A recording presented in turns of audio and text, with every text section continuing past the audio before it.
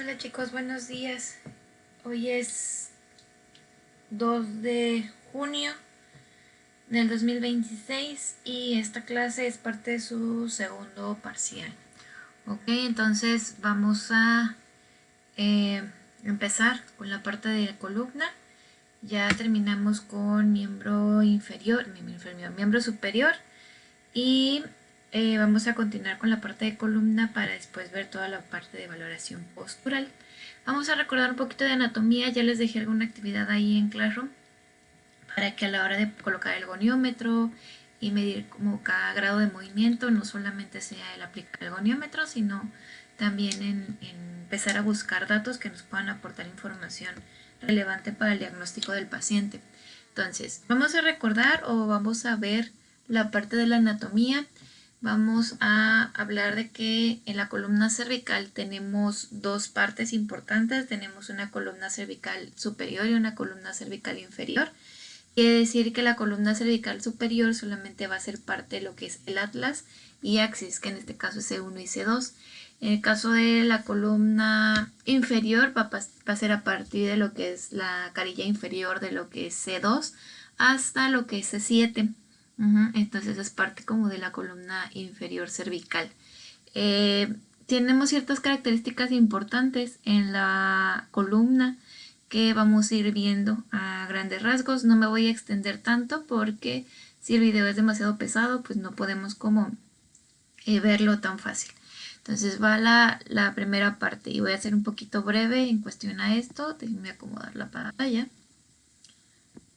Y hacer zoom. Una disculpa por los ruidos externos, pero pues estoy en mi casa, entonces se van a escuchar muchos ruidos por todos lados. Ok, vamos a tener la columna cervical. Vamos a empezar a ver la primera parte del atlas. El atlas va a tener esta forma. Vamos a tener un arco anterior, que es la parte de enfrente, y un arco posterior, que está atrás.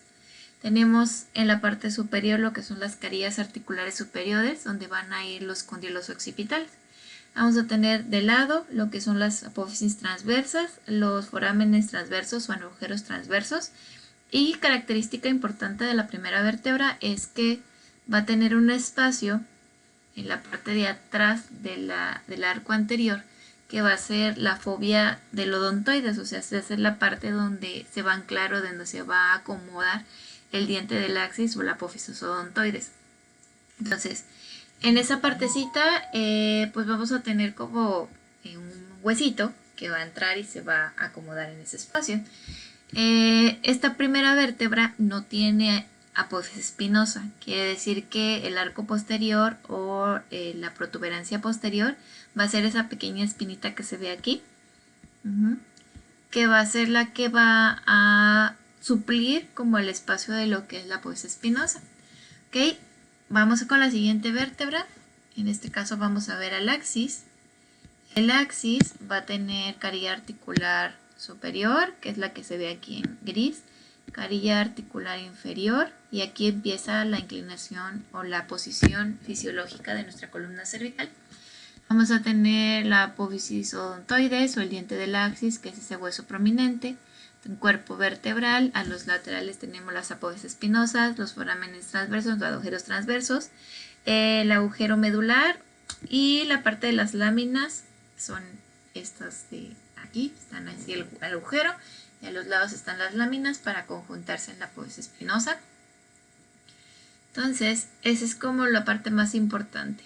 Ahora, en conjunto, ¿cuáles son los huesos que hacen los movimientos de la cabeza? Solamente de la cabeza, es diferente los movimientos de cabeza-cuello al movimiento de cabeza y el movimiento de cuello. Entonces, en este caso tenemos el occipital, que es el que acabo de seleccionar, tenemos el atlas y tenemos el axis. Cada vez que nosotros movemos solamente la cabeza, se mueven esos huesos. O sea, en este caso nosotros cuando llevamos la cabeza hacia enfrente, los cóndilos occipitales se van hacia atrás, y cuando nosotros llevamos la cabeza hacia atrás, los cóndilos occipitales se van hacia enfrente. En el caso de estos tres huesos, vamos a tener un dato que también es relevante.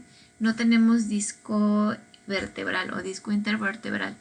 ¿Por qué? Porque las partes o estos huesos se coaptan o se juntan en totalidad y eso va a permitir que obviamente nuestra cabeza tenga mayor soporte y una movilidad más controlada. Entonces, eso es lo más importante en general y las características más importantes de los movimientos de cabeza, recordando un poco la parte de la anatomía, que en algún momento pues ya lo vieron en su clase exclusivamente de anatomía, y si no, pues es un repaso para que lo podamos ir entendiendo y para que podamos ir checando.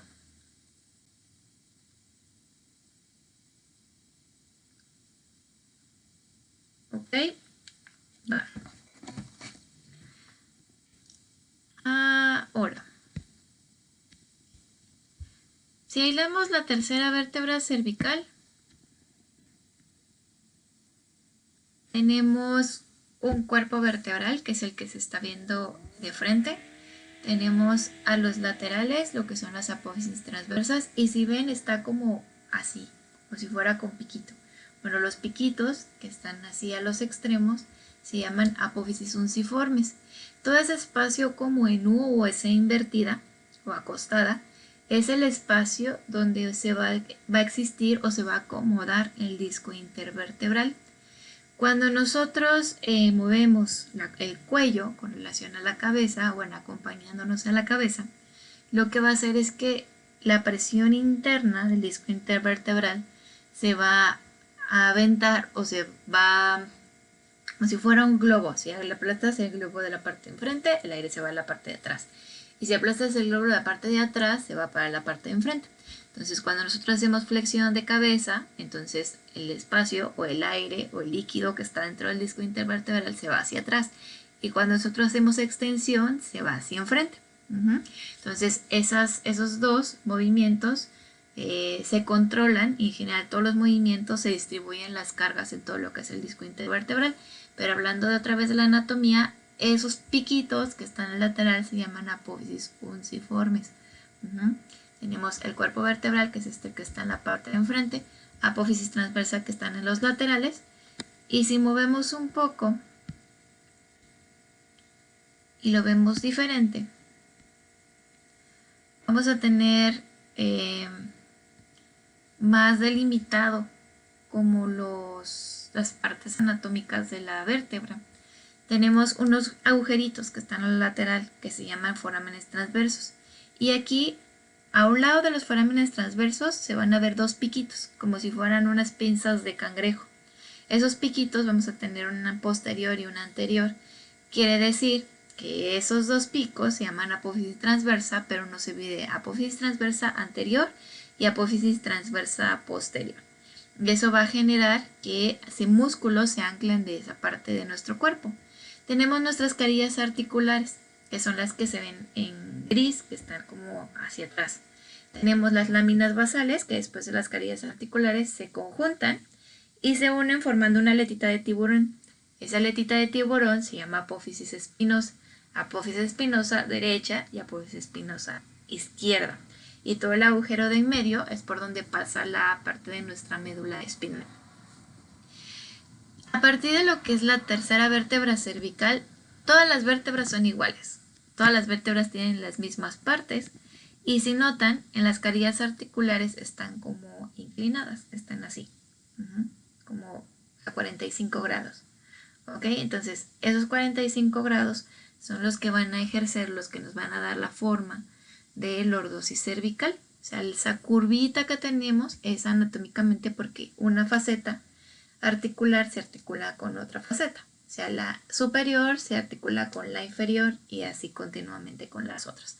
Entonces, vamos a tener como esa posición de nuestra columna o esa lordosis cervical por cómo se acomodan las facetas articulares. Okay. Vamos a pausar hasta aquí. Esta es la primera parte del sistema óseo. Si notan, todas las vértebras a partir de la C3 hasta la C7 son iguales. ¿Qué es lo que cambia? En la C7 es más prominente o es más grande nuestra apófisis espinosa de C7. Desde ahí todo es igual. ¿Ok? Zonas importantes por estos espacios estos espacios. Déjeme poner el sistema nervioso. Por estos espacios van a pasar las raíces nerviosas. Ok, pasan las raíces nerviosas.